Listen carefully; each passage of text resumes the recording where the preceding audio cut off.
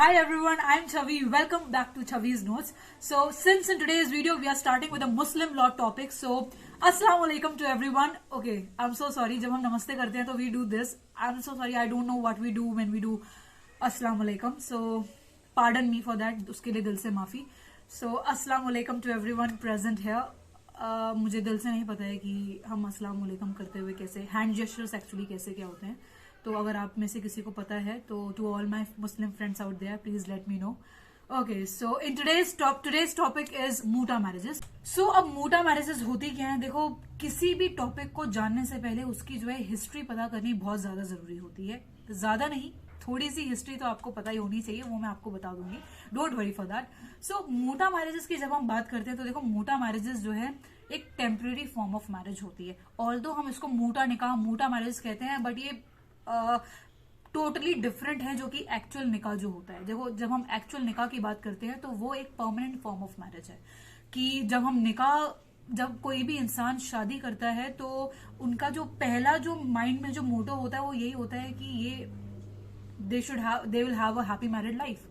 Nobody expects a divorce on the first day of marriage, right? कोई ऐसा है क्या जो अपनी शादी के फर्स्ट डे ही जो है सोचेगा कि मैं तो रहूंगा ही नहीं या फिर मैं रहूंगी नहीं, हमारा डिवोर्स होगा, ये होगा, etcetera etcetera. Nobody thinks about that, right? So जो भी शादी है वो परमानेंट नेचर की होती है. निकाह जो है परमानेंट नेचर का होता है. और कोई भी इंसान जो है अपना फर्स्ट डे जो है मतलब कि शादी में एंटर इसलिए नहीं होता डिवोर्स करने के लिए, ठीक है.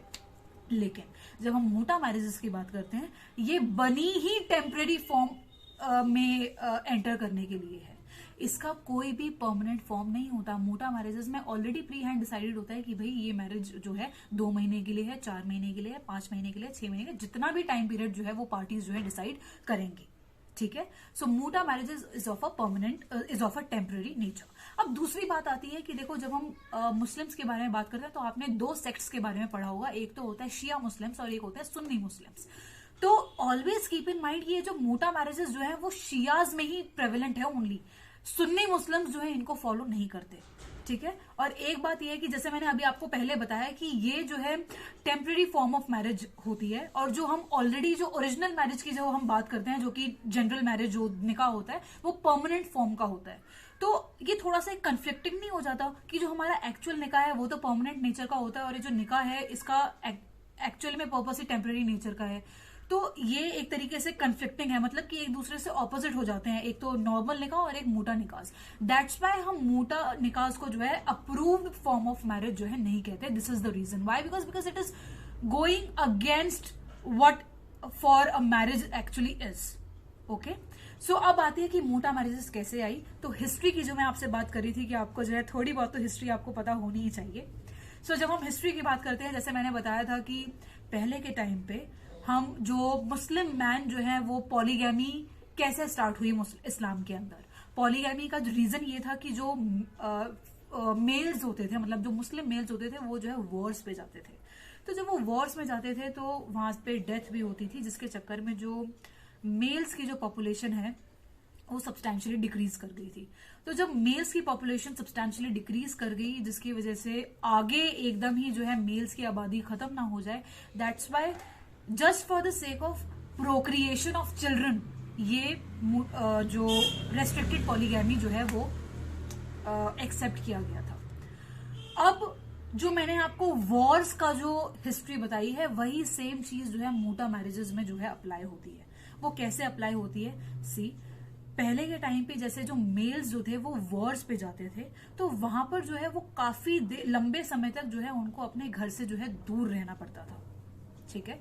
तो जैसे वो वॉर्स में जाते थे, काफी लंबे समय तक उनको जो है घर से दूर रहना पड़ता था, जिसकी वजह से there was a number of sexual relationship which they used to commit.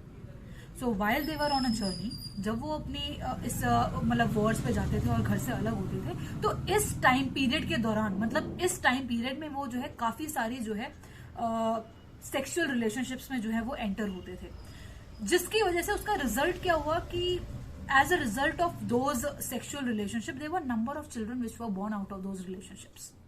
अब वो जो चिल्ड्रन बॉर्न हुए, तो अब उन चिल्ड्रन को जो है इलेजिटिमेट स्टेटस दिया जाता था. वाई? बिकॉज कोई मैरिज तो होती नहीं थी, सिर्फ टेम्परेरी जो है, मतलब कि एक्चुअल में आपको पता है ना कि जब एक्चुअल मैरिजेस जो है सिर्फ एक मैरिज नहीं होती है, जब भी हम मैरिज में एंटर करते हैं तो वहां पर जो है दो फैमिलीज मिलती हैं। उस मैरिजेस में जो है काफी सारे राइट्स एंड ऑब्लिगेशंस जो है अराइज होते हैं। तो मैरिज में काफी सारे सेक्रेमेंट्स अटैच्ड होते हैं। सो मैरिज में जो है ना, मैरिज एक इतना इजी वर्ड नहीं है, there are many things which are attached to the marriage.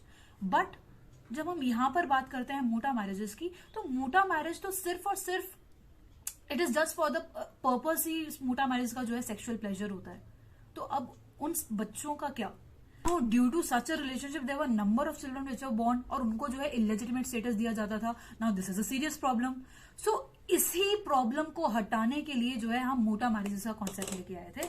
मोटा मैरिज का कॉन्सेप्ट बेसिकली क्या है कि इन मैरिजेस को जो है एक टेम्परेरी फॉर्म दिया गया था, लेकिन वो जो चिल्ड्रन जो बॉर्न होते थे इन मैरिजेस से, उनको जो है हमने उनको लेजिटिमेसी का स्टेटस देने के लिए जो है हम ये कॉन्सेप्ट लेके आए थे, दैट इज मोटा marriages. I am summing it up. Basically जैसे मैंने आपको बताया कि वॉर्स में लोग जाते थे और मेल्स जाते थे बेसिकली, और उसके दौरान जो है काफी सारे वो जो है सेक्सुअल रिलेशनशिप्स में वो एंटर होते थे, और जिसकी वजह से जो है बहुत सारे जो चिल्ड्रन बॉर्न होते थे उनको जो है उस टाइम पे इलेजिटिमेट स्टेटस मिलता था। Now this is a serious problem. So इस प्रॉब्लम को हटाने के चक्कर में, उन चिल्ड्रन को जो है लेजिटिमेट स्टेटस ग्रांट करने के चक्कर में, हम जो है मोटा मैरिज का कॉन्सेप्ट लेके आए थे कि अब इस मैरिज के दौरान कोई भी बच्चा जो पैदा होगा उसको जो है हम लेजिटिमेट मानेंगे, that children would not be considered as a illegitimate child. I hope this is clear up till now. So अब बात आती है कि ये कैसे डिफरेंट है ओरिजिनल निकाह से। कि ये देखो, जो निकाह होता है ना, जो नॉर्मल जो निकाह होता है उसमें काफी सारी राइट्स एंड ऑब्लिगेशंस जो है वो अराइज होती है, इजंट इट।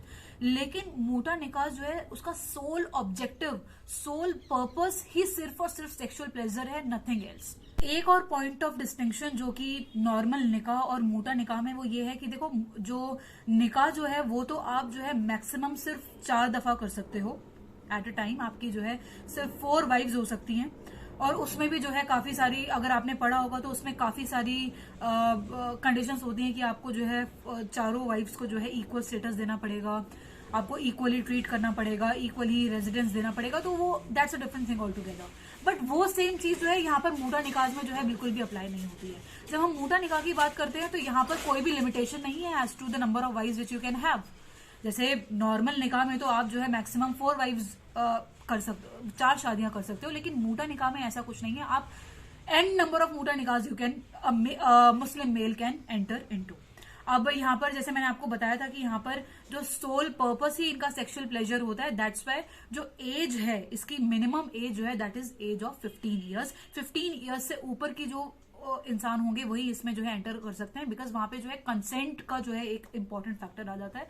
वाई? बिकॉज देखो, जब 15 से क्रॉस कर जाता है कोई एज लिमिट अगर कोई इंसान मुस्लिम लॉ में, तो वो जो है without the consent of anybody, वो अपनी कंसेंट देके जो है वो शादी में एंटर हो सकता है। उसको और किसी की जो है कंसेंट की रिक्वायर्ड नहीं है, मतलब किसी गार्जियन की कंसेंट की रिक्वायरमेंट नहीं है वहां पर। सो दैट्स वाई जो मिनिमम एज है वो यहाँ पर इस मोटा मैरिजेस में दैट इज 15 ईयर्स, एंड वो पर्सन जो है साउंड माइंड का होना चाहिए। और जब वो एंटर कर रहा है इस मैरिज में या फिर कर रही है इस मैरिज में, तो वो जो है इन दोनों की जो है फ्री कंसेंट होनी चाहिए। सो दिस इज what मोटा marriage is all about. Always keep in mind, मोटा मैरिज जो है हम n नंबर ऑफ टाइम जो है कितनी भी दफा हम कर सकते हैं, जो कि हम नॉर्मल निकाह जो है हम नहीं कर सकते। I hope this concept of muta nikah is clear to you, and keep this in mind. I'm repeating it once again that this is only and only applicable in Shias and not in Sunni Muslims. Thank you so much. I hope this is clear. I'll see you in the next video. Let me know what are the new topics which you want me to make videos upon. So I'll see you in the next video. Thank you so much. Bye bye.